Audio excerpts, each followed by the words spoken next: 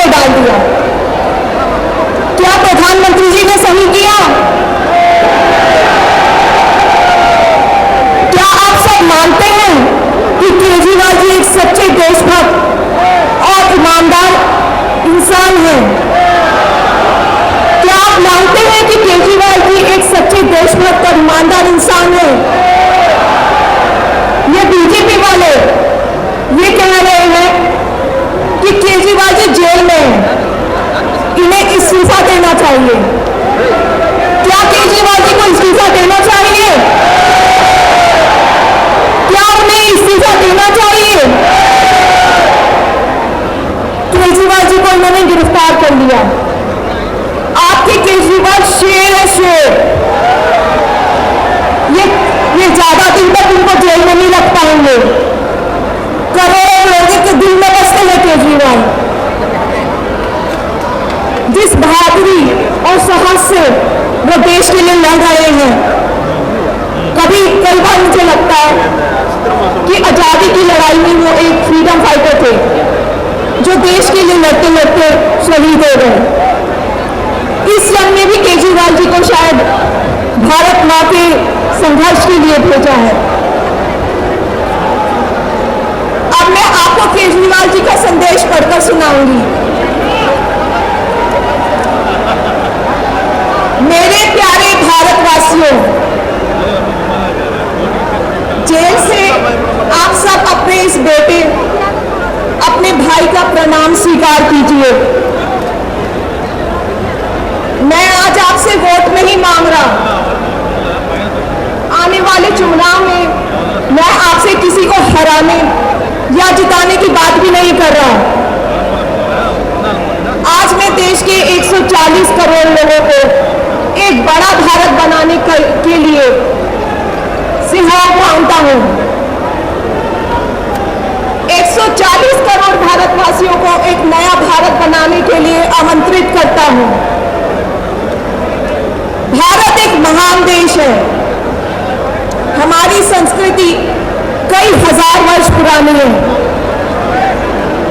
भगवान का दिया सब कुछ है भारत में, फिर भी हम पिछड़े क्यों हैं? हमारे लोग अनपढ़ क्यों हैं? गरीब क्यों हैं? मैं यहाँ जेल में हूं। यहाँ काफी समय सोचने के लिए मिलता है। रात को टूट टूट के नींद आती है। भारत मां के लिए सोचता हूं। भारत मां बहुत दुखी है। भारत मां दर्द में है, दर्द से करहा रही है। जब महंगाई की वजह से लोगों को दो वक्त की रोटी नहीं नसीब नहीं होती, तो भारत मां को बहुत दुख होता है। जब भारत मां के बच्चों को अच्छी शिक्षा नहीं मिलती, 75 साल बाद भी सही इलाज के बिना लोग मर जाते हैं, तो भारत मां बेबस और लाचार महसूस करती है। जब तक देश के कई हिस्सों में लंबे लंबे पावर कट होते हैं, सड़कें टूटी हैं, 75 साल बाद भी हालत खराब है, तो मां को बहुत पीड़ा होती है।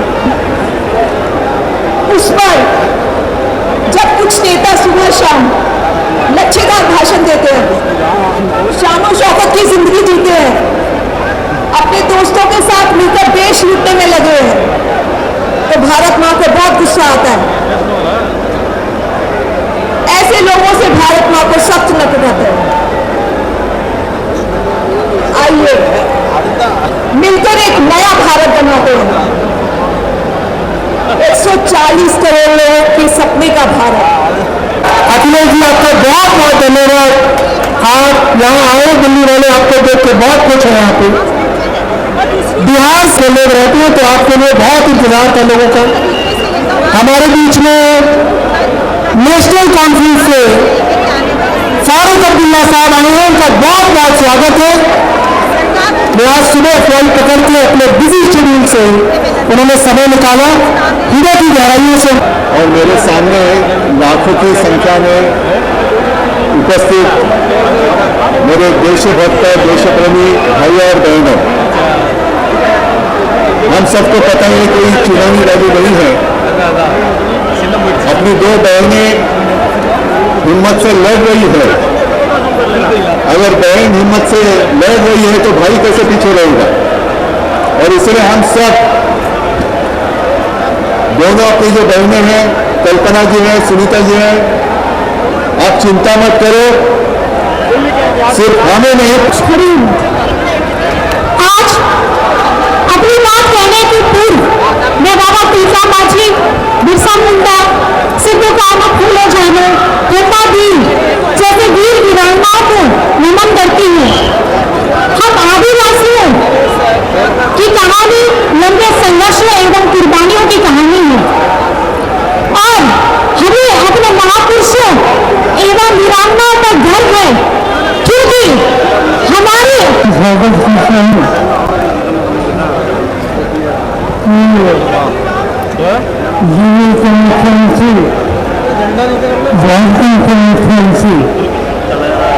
इनके खिलाफ जिस तरह की कार्रवाई महाजन संस्था ने की, ये प्रजातंत्र है और देश की संविधान है एक जबरदस्त चौथा हमला है। इस देश के प्रजातंत्र और संविधान को बचाना है। उनके खिलाफ जो राजनैतिक शक्तियाँ आज भारतीय जनता पार्टी और उनके साथी दिखा गए हैं, इस लोगों में हम लोगों को सोचने का समय आ गया और सोचना है।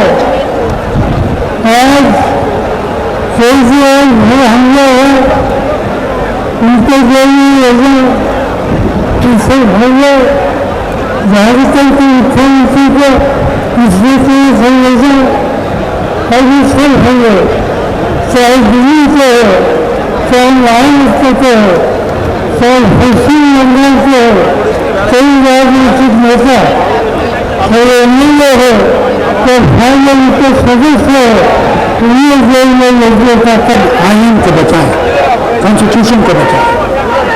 आज कॉन्स्टिट्यूशन पर हमला है। आप देखें चीफ जस्टिस ऑफ इंडिया को भी धमकियां दी जा रही है। यह हाल है हमारा।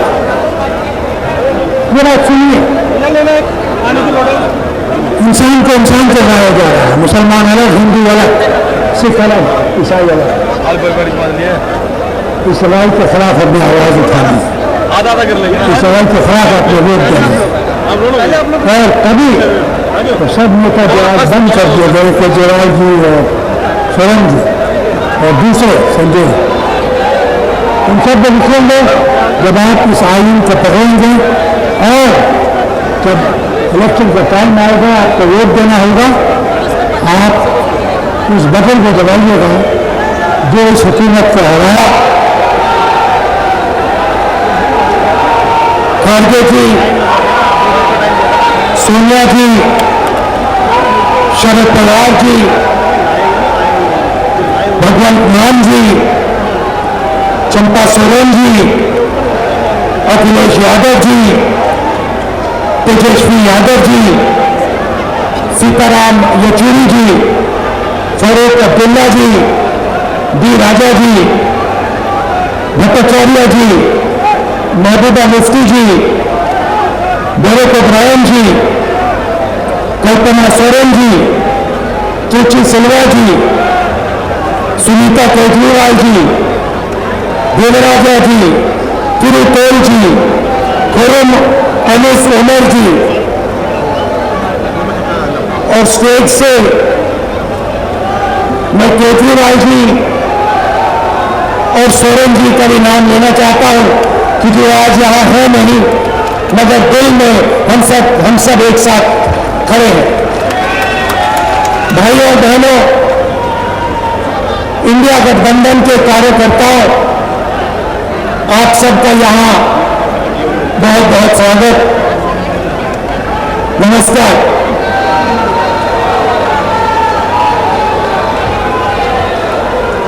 आजकल आईपीएल के मैच चल रहे हैं, देखते हो आप लोग, मैच फिक्सिंग शब्द सुना है आपने, सुना है? जब बेईमानी से एम्पायर पर दबाव डालकर प्लेयर को खरीदकर कैप्टन को डराकर मैच जीता जाता है, क्रिकेट में उसको मैच फिक्सिंग कहा जाता है। हमारे सामने लोकसभा का चुनाव है, अंपायर किसने चुने? नरेंद्र मोदी ने। हमारी टीम में से मैच शुरू होने से पहले 2 खिलाड़ियों को अरेस्ट करके अंदर कर दिया। तो भाइयों और बहनों, ये जो चुनाव हो रहा है, नरेंद्र मोदी जी इस चुनाव में मैच फिक्सिंग करने की कोशिश कर रहे हैं। ये जो उनका 400 सीट का नारा है, ये बिना ईवीएम के, बिना मैच फिक्सिंग के, बिना सोशल मीडिया और प्रेस पर दबाव डालकर खरीदकर ये 180 पार नहीं होने जा रहा है। सब मिलाकर आप देखिए, कांग्रेस पार्टी विपक्ष की सबसे बड़ी पार्टी है। हमारे सारे के सारे बैंक अकाउंट पिछले वर्गों का नाम लीगल साहिबान यहाँ रामलीला मैदान में आए हुए हमारे भाई, हमारी बहनें, सबको मेरा सलाम, मेरा आदाब। आज देश बहुत मुश्किल हालात से गुजर रहा है। ऐसा हाल है, न कोई वकील, न कोई दलील, न कोई कार्रवाई और सीधे जेल। और शायद कलयुग का अमृत काल उसी को कहते हैं कि आप बिना पूछे। बहुत शुक्रिया। सबसे पहले इंडिया गठबंधन के सभी वरिष्ठ नेताओं का, सीनियर नेतागण का मैं बहुत तहेदिल से धन्यवाद करता हूं कि आज उन्होंने अरविंद केजरीवाल जी के जेल में डालने के विरोध में यहां आके हमारा हौसला बढ़ाया। एक बार मैं तालियां चाहूंगा आपकी तरफ से भी। मैं कोई स्पीच नहीं देने वाला हूं, मैं बहुत जूनियर हूं, बहुत ही सीनियर लोग बैठे हैं, लेकिन इतना मैं कहूंगा कि लोकतंत्र खतरे में है, देश का लोकतंत्र खतरे में है। इनको ये लगता है कि ऐसे हम चला लेंगे, डंडे से चला लेंगे। ये देश किसी के बाप की जागीर नहीं है,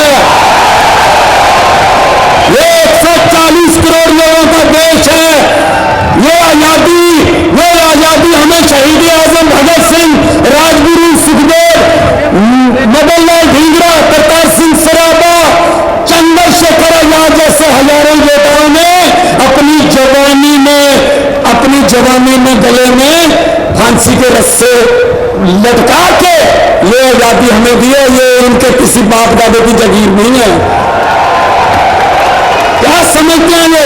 इसको भी अंदर कर दो, इसको भी अंदर कर दो। जो अस्पताल बनाता उसको अंदर कर दो, जो स्कूल बनाता उसको अंदर कर दो। कांग्रेस पार्टी के खाते फ्रीज कर दो, किसी के नेता फ्रीज कर दो। ऐसे जीत लोगे। हम वो पत्ते नहीं हैं, हम वो पत्ते नहीं हैं जो शाख से टूट कर गिर जाएंगे। आंधियों को कह दो अपनी औकात में रहे। समझते क्या है? अरविंद केजरीवाल को अंदर कर दो, हेमंत सोरेन को अंदर कर दो, इसके घर ईडी कर लो, इसके घर इसकी एमपीसी को कैंसिल कर दो, इसका घर छीन लो। अरे मालिक तुम हो, इन घरों के मालिक तुम हो। इन घरों की मालिक 140 करोड़ जनता है। कोई पता नहीं किस घर में लोगों ने किसको पहुंचाना है। ये गलत फहमी में है। हुकूमत वो करते हैं जिनका दिलों पर राज होता है। यूं कहने को तो मुर्गे के सर पे भी ताज होता है।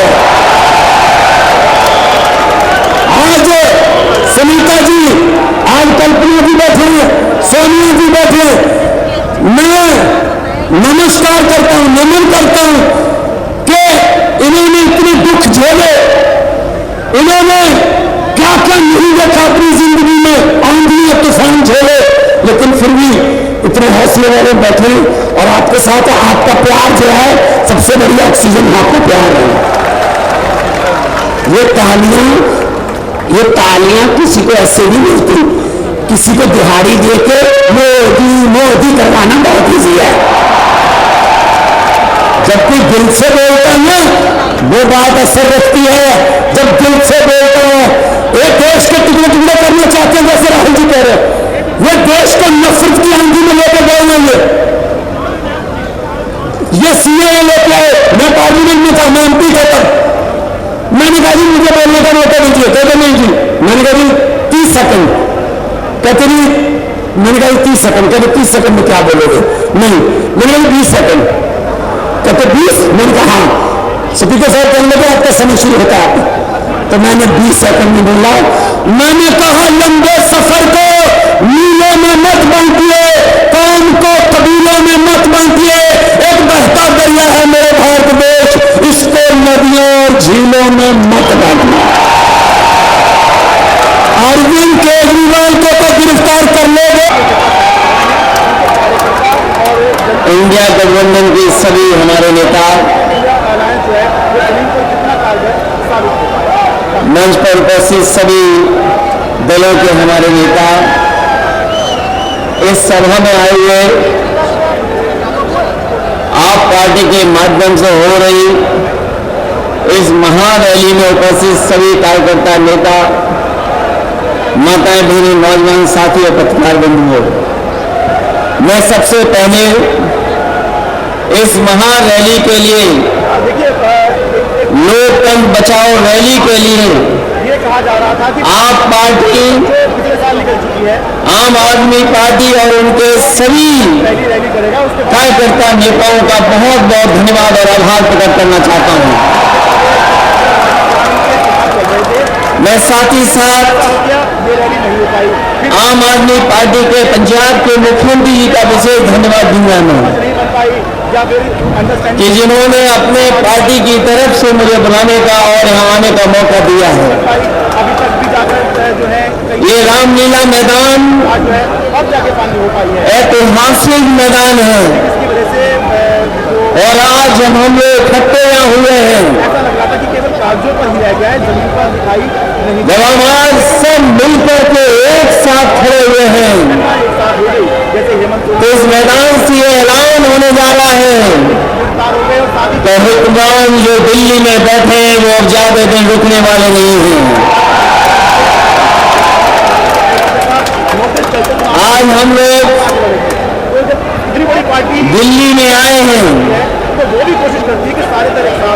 सुना है लोग दिल्ली वाले आज दिल्ली से बाहर गए हैं। इस ऐतिहासिक रामलीला मैदान पर हो रही लोकतंत्र बचाओ रैली में पधारे आप सभी साथियों का मैं दिल से स्वागत करता हूं।